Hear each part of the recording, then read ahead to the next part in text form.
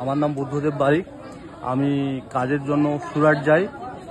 আমাদেরকে যে কন্ট্রাক্টর নিয়ে গেছিলো 400 টাকা ডেলি হাজিরি, কাজ করলে 400 টাকা দিবে, না কাজ করলে পয়সা দেবে না, এইভাবে কথা বলে নিয়ে যায়। আবার ওরই মধ্যে খাওয়া দাওয়া থাকা।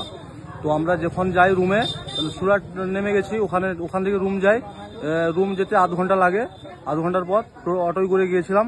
তারপর খাওয়া দাওয়া করে স্নান করে যখন ঘুমাই, রাত্রি ঠিক 12টা-1টার দিকে ওখানকার পুলিশ আসে, কবাট ভেঙে আমাদেরকে বুট দিয়ে লাত ফাত মেরে তুলে নিয়ে যায়। আমাদেরকে বলে যে তোমরা বাংলাদেশ থেকে এসছো। আমরা তখন বললাম যে আমাদের আধার কার্ড আছে, আধার কার্ড দেখো। আধার কার্ডটা ওরা হাতে নিল, নেওয়ার পর এরকম ছুঁড়ে ফেলে নিল গায়ের দিকে। বললো যে কলকাতাতে আধার কার্ড ডুপ্লিকেট বানানো হয়, আর কোনো ডকুমেন্টস আছে? আমরা আর কি ডকুমেন্টস দেখাবো? আধার কার্ড তো সরকার থেকেই বানিয়েছে, ওর বেশি কি ডকুমেন্টস দরকার? আর কি দেখানো আছে? মেন তো আধার কার্ড না। ওটা থেকে আমরা রেশনে মাল পাচ্ছি, আমরা এখানে কৃষক বন্ধু পাচ্ছি, আমরা সবকিছু আমরা এখানে পাচ্ছি।